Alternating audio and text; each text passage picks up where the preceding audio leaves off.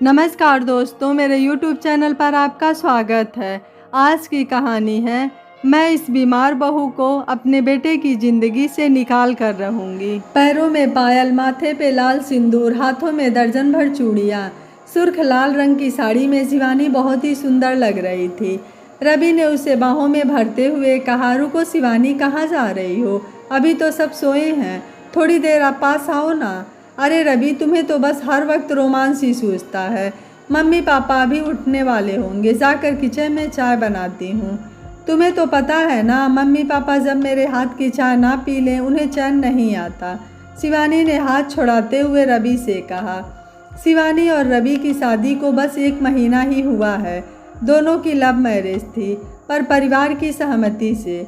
शिवानी ने ससुराल आते ही सबका दिल जीत लिया था। वो बहुत ही पढ़ी लिखी लड़की थी, कॉलेज में भी बहुत ही फेमस, सबकी मदद करने वाली, कॉलेज की प्रेसिडेंट जो सबकी मदद करती, कॉलेज में रक्तदान शिविर का आयोजन करना, गरीब बस्ती में जाकर बच्चों को पढ़ाना और समाज में फैली कुरीतियों के खिलाफ नुक्कड़ नाटक का संचालन करना। सभी कार्यों को वो बहुत ही मन से करती। तभी तो रवि, जो उसके ही कॉलेज में प्रोफेसर था, उसको पसंद करने लगा। उसे यकीन था कि उससे अच्छी जीवन साथी उसे नहीं मिलेगी। तभी तो उसने बिना किसी संकोच के उसे प्रपोज कर दिया। शिवानी अपनी सास की बहुत चहेती बन गई। उसके ससुर जी भी उसे बेटी जैसा मानते थे। अब घर में वो सबकी लाडली थी। उसकी छोटी ननद तो अपनी भाभी के बिना कहीं जाती ही नहीं थी। शिवानी ने किचन में जाकर चाय बनाई। थोड़ी देर में उसकी सास किचन में आ गई।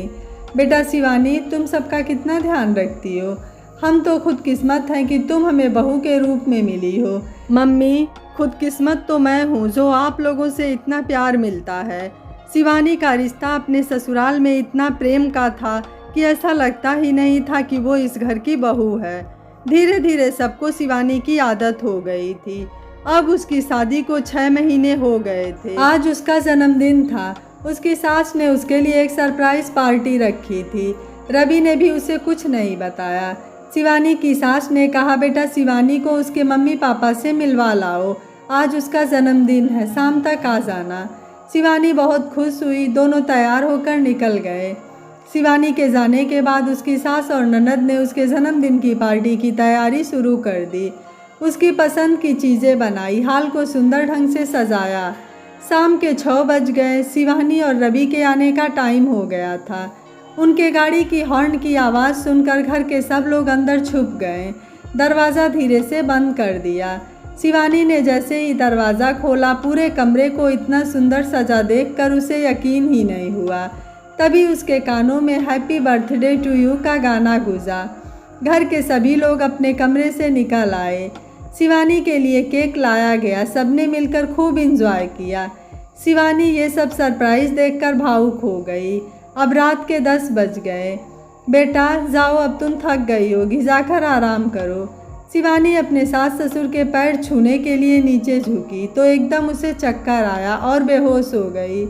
उसकी सास ने रवि से कहा, जल्दी डॉक्टर को बुलाओ। रवि ने फैमिली डॉक्टर को फ़ोन किया। डॉक्टर आ गया, शिवानी का चेकअप किया। उसकी सास ने पूछा, डॉक्टर साहब क्या हुआ, सब ठीक है ना? जी माँ जी, शिवानी को जल्दी हॉस्पिटल में एडमिट करना पड़ेगा, कुछ टेस्ट करने होंगे तभी बता पाएंगे। शिवानी को जल्दी हॉस्पिटल ले जाया गया। सभी टेस्ट हुए। सासू माँ सोच रही थी कि शायद कोई खुशखबरी आने वाली है। वो तो दादी बनने के सपने भी देखने लगी। अगले दिन रिपोर्ट आई। जब डॉक्टर ने रिपोर्ट रवि के हाथ में दी तो रवि अवाक रह गया। शिवानी की रिपोर्ट HIV पॉजिटिव थी। उसकी आंखों में आंसू आ गए। रवि की माँ ने कहा, क्या हुआ बेटा, सब ठीक तो है? क्या लिखा है रिपोर्ट में? रवि ने कांपते हुए हाथों से रिपोर्ट माँ को थमा दी। रिपोर्ट में HIV पॉजिटिव देखकर रवि की माँ के कदम लड़खड़ा गए। रवि ने अपनी माँ को संभाला। अब चिंता मत करो माँ, हमारी शिवानी ठीक हो जाएगी। रवि रोते हुए माँ के गले लग गया। डॉक्टर ने शिवानी को डिस्चार्ज कर दिया। शिवानी घर आ गई। कमजोरी की वजह से रवि उसे कमरे में ले गया। डॉक्टर ने कहा था कि शिवानी का इलाज अब शुरू हो जाएगा, डरने की कोई बात नहीं है। आजकल एड्स का इलाज संभव है। 1 हफ्ते में शिवानी का इलाज शुरू हो गया। वैसे वो सामान्य थी। सुबह उठकर उसने सबके लिए चाय बनाई। तथा उसकी सास किचन में आई। बहू तुम रहने दो, हम सब बना लेंगे, तुम कमरे में जाकर आराम करो। शिवानी को अपनी सास की बातें कुछ अटपटी सी लगी। उसे अपनी सास के व्यवहार में उसके लिए नफरत नज़र आ रही थी। वो चुपचाप किचन से बाहर निकल गई। 9 बजे वो दोबारा सबके लिए नाश्ता बनाने किचन की तरफ बढ़ी तो उसकी सास ने उसे बाहर ही रोक दिया। बहू, आज से तुम किचन में मत आया करो। अपनी सास की बातें सुनकर शिवानी की आंखें भर आई। वो चुपचाप अपने कमरे में चली गई। तभी उसके कानों में आवाज़ आई, बेटा तुमने क्या सोचा है? शिवानी के बारे में जल्दी से जल्दी फैसला करो। हमें नहीं पता था कि ये लड़की ऐसी निकलेगी। पता नहीं शादी से पहले कैसा चरित्र रहा है इसका। अब ये इस घर में नहीं रह सकती। इतनी गंदी बीमारी, तुम भी बच के रहो इससे। शिवानी की सास अपने बेटे को समझा रही थी। साथ में उसके ससुर जी भी हाँ में हाँ मिला रहे थे।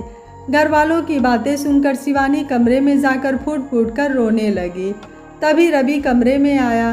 मुझ पर विश्वास करो रवि, मैं ऐसी लड़की नहीं हूँ। मैंने कोई तुम्हें धोखा नहीं दिया। शिवानी रवि के गले लिपट कर जोर जोर से रोने लगी। अरे शिवानी, मुझे तुम पर पूरा भरोसा है। ये बीमारी कई कारणों से हो सकती है। अच्छा मुझे बताओ, क्या तुमने कभी किसी को खून तो नहीं दिया? हाँ रवि, कॉलेज में तो कई बार मैंने रक्तदान शिविर में खून दिया है।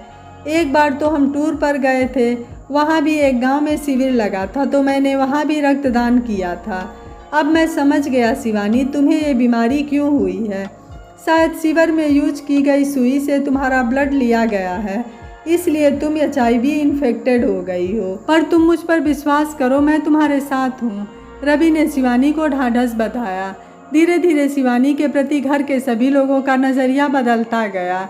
अब तो कोई भी उससे बात नहीं करता। सास भी उसको किचन में नहीं जाने देती थी। कोई भी उसके हाथ का बनाया खाना नहीं खाता। शिवानी घर में एकदम अकेली हो गई। उसके साथ अछूतों जैसा व्यवहार किया जाता था। एक सिर्फ उसका पति रवि ही था जो उससे प्यार करता था। आज शिवानी की शादी को 1 साल होने वाला था।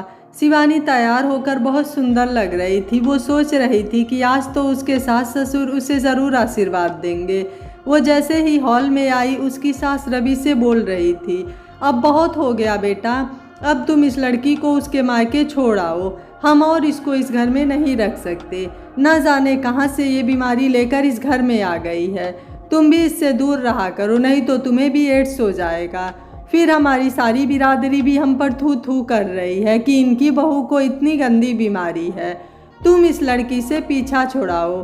अपनी माँ की बातें सुनकर रवि गुस्से में आ गया। माँ, आप पढ़ी लिखी होकर भी ऐसी बातें कर रही हो। आप तो शिवानी को कितना प्यार करती थी, सब भूल गई। ये बीमारी सिर्फ शारीरिक संबंध बनाने से नहीं होती। इस बीमारी के और भी कई कारण हैं, जैसे संक्रमित सुई से भी एड्स होता है। शिवानी ने मुझे बताया कि उसने एक शिविर में रक्तदान किया था। शायद वहीं से वो इस बीमारी का शिकार हो गई। बेटा, हमें मत बता तू कि तेरी बीवी कितनी शरीफ है। वो तो इसकी बीमारी ने ही बता दिया। तू तो बस इसे इस घर से ले जा। रमी की माँ बस शिवानी को अपने घर से निकालने पर आमादा थी। पास खड़ी शिवानी फूट फूट कर रो रही थी। रवि ने उसका हाथ पकड़ा और बोला, शिवानी जाओ अपना सामान पैक करो। रवि की बात सुनकर शिवानी दंग रह गई। उसे रवि से ये उम्मीद नहीं थी। वो चुपचाप अपने कमरे में गई और अपना सूटकेस पैक करके बाहर आई। उसे देखकर रवि ने सवाल किया, शिवानी मेरा सूटकेस कहाँ है? अरे बेटा, तू कहाँ जा रहा है? रवि की माँ ने चौंकते हुए पूछा। माँ, इस घर से शिवानी अकेले नहीं जा रही, बल्कि हम दोनों साथ जा रहे हैं ये घर छोड़कर।